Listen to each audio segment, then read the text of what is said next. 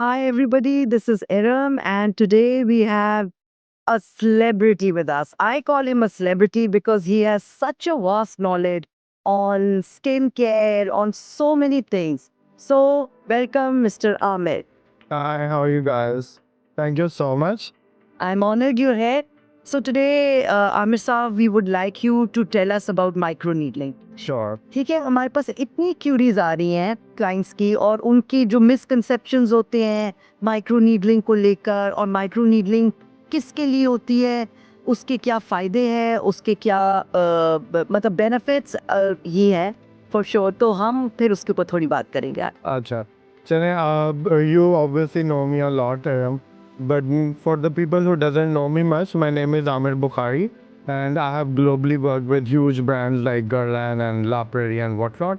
अभी करंटली मैं एक कोरियन ब्रांड को रिप्रेजेंट कर रहा हूँ जो कि हम ग्लास ग्लो स्किन लेके आए हैं आइसोप की and we are micro needling. तो माइक्रो नीडलिंग के बिल्कुल आप बिल्कुल सही कह रही हैं कि बहुत ज़्यादा मिथ्स हैं, बहुत ज़्यादा कंसर्न्स हैं। नॉट ओनली के प्रैक्टिशनर्स भी कई दफ़ा मिसलेड हैं, बल्कि क्लाइंट्स बहुत ज़्यादा या तो डरे हुए हैं या ओवर इन्फॉर्म्ड है and they want you to do more than is needed. So there you are very right, exactly ये है प्रॉब्लम आ रहा। मतलब जो मैंने देखा है कुछ क्लाइंट समझते हैं कि जब तक हम बहुत अग्रेसिव ना करें तो वो माइक्रो नीडलिंग हो ही नहीं है, या जब तक जो है रेडनेस ना हो, ब्लड ना दे। So I don't think so that should be the concept, because हर स्किन फर्क है। बिल्कुल। और जो हमारे we have doctors on board, और फिर हमारा ये है कि we first check the skin कि स्किन की क्वालिटी क्या है। And micro needling as far as I know is for the improvement of your skin. Exactly exactly. आप इसको थोड़ा ज़्यादा एक्सप्लेन करें कि बिल्कुल, it's a very nice question. Actually इसको मैं ये एलैबोरेट करूँगा कि माइक्रो नीडलिंग की एक पूरी दुनिया है। जैसे आप अगर not one shoe fits all, इसी तरह एक micro needling phenomena is not for everyone, ठीक है?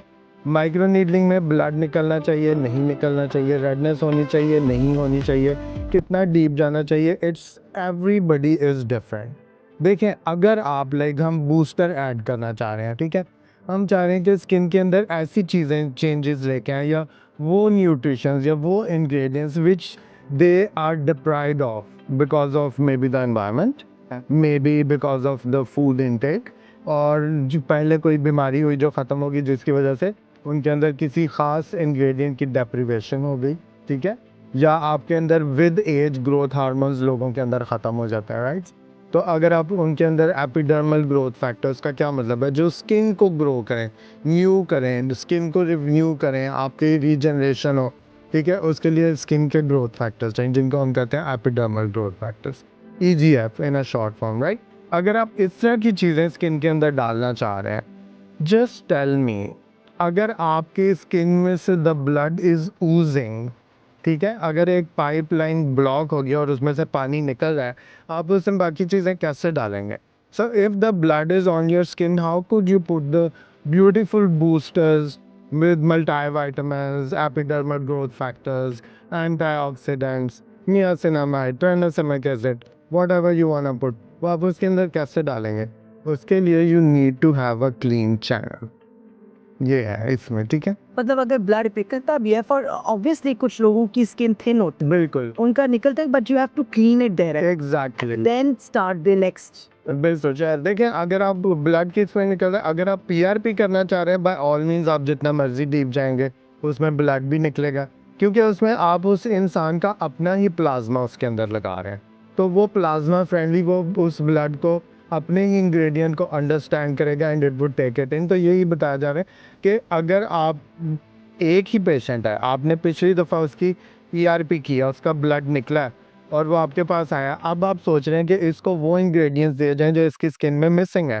Outer ingredients, epidermal growth factors या पीएलएलए या कोई भी ऐसी चीज़ें आप देना चाह रहे हैं, तो फिर इसका मतलब है कि आप ब्लड नहीं निकलेगा।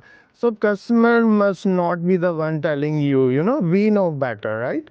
आपको ज़्यादा पता है, डॉक्टर्स को ज़्यादा पता है कि अब इसको क्या ज़रूरत है। वन अच्छा आमिर साहब, प्लीज़ ये बताएं पहले तो कि व्हाट इज़ माइक्रो नीडलिंग, क्योंकि आजकल जो कॉन्सेप्ट आ गया है वो chat GPT and Google, I think everybody is becoming a doctor at home, Yeah, and that is not right. exactly. तो आपको जो है आप जरा थोड़ा सा इसको इजी वर्ड्स में सो दैट हमारे जो क्लाइंट्स होते हैं जो हमारी जनरल पब्लिक है उसको समझ आए कि माइक्रो नीडलिंग है क्या, सो वो थोड़ा ठीक है।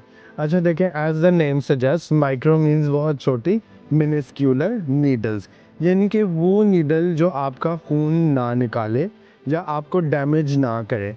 माइक्रो नीडलिंग एक्चुअली इसलिए बनी है ताकि आपका वूंड हीलिंग रिस्पॉन्स रीजनरेट हो। ठीक है, अल्लाह ताला ने इंसान के अंदर एक ऐसी चीज़ डाली है कि जब भी उसको कोई प्रॉब्लम होता है उसकी रीजनरेशन, उसकी इम्यूनिटी जो है वो उसके अंदर एक्टिवेट हो जाती है। ठीक है, जब हम बच्चे थे हमें चोट लगती थी, हम खुद देखते थे कि एक नई स्किन आ रही है।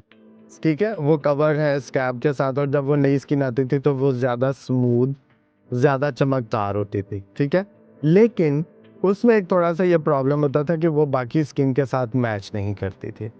बहुत जो अक्लमंद डॉक्टर्स थे उन्होंने इसको बहुत देर तक स्टडी किया, उसके बाद डर्मा रोलर निकले थे, that was also a micro needling thing, और उसमें ब्लड निकला करता था, they could not control it. Derma pen actually इसलिए इजाद किया गया था कि वो ब्लडलेस माइक्रो नीडलिंग करे। It's just puncture your Exactly. You are amazing, Adam. You know so much. Exactly. Working at Dr. Sargas always well. Yeah. So actually, you have to do the punching. You know, you are stamping. And Dharma pen जब इश्तेहारबाजी उसकी हुई थी, और जैसा आपने कहा chat GPT पे और इधर उधर लोगों को बड़ा पता है, तो by all means you can go to the YouTube और उसमें आप देखें कि डर्मा रोलर विज लिखें माइक्रो डर्मा पेन। ठीक है, तो डर्मा पेन को तो एक्चुअली प्रोमोट ही ये कह के किया गया था कि ये क्लीन चैनल देगा और ज़ीरो ब्लड निकलेगा, ज़ीरो माइक्रो इंजरिंग होगी।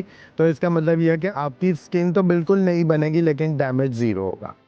लेकिन उस फिनोमिना को तो आपने वहीं पे ख़त्म कर दिया जब आपने उसे घुमा घुमा के खूब माइक्रो नीडलिंग की और ब्लड निकाला।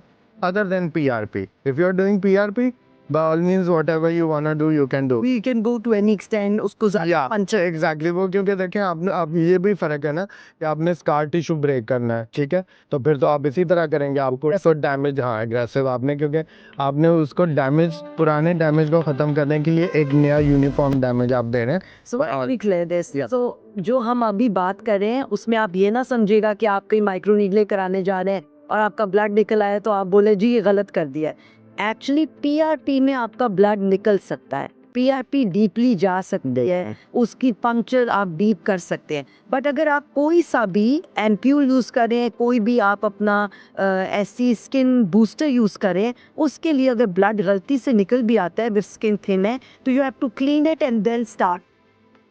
That's the difference.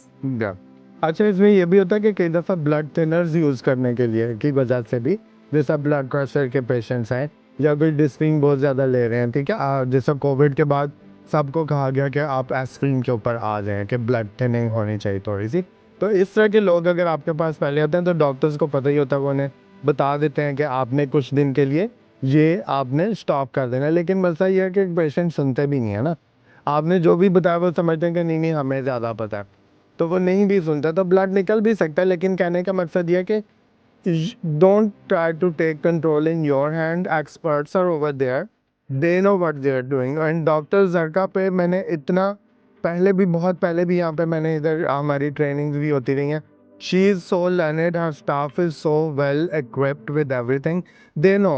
दो ट्विन सिस्टर आ सकती हैं जी, और दोनों का डिफरेंट फिनोमिना हो सकता है, तो why not. Absolutely, absolutely different. तो हर बंदा डिफरेंट होता है, इसलिए हर बंदा, बहुत ज़रूरी है कि जो भी आपका क्लाइंट हो या पेशेंट हो उसकी आपको हिस्ट्री पूरी पता हो। बिल्कुल। ठीक है, and you have to be, आप अपने एक डॉक्टर से और एक वकील से आपको कुछ नहीं छुपाना चाहिए, आप अपनी पूरी हिस्ट्री बताएं ताकि आपको उसके मुताबिक ट्रीट किया जाए। And we are known that we own are clients, या और हम अपने क्लाइंट्स की जब तक उनको डिजायर्ड रिजल्ट ना मिले, we are there for that. Thank you.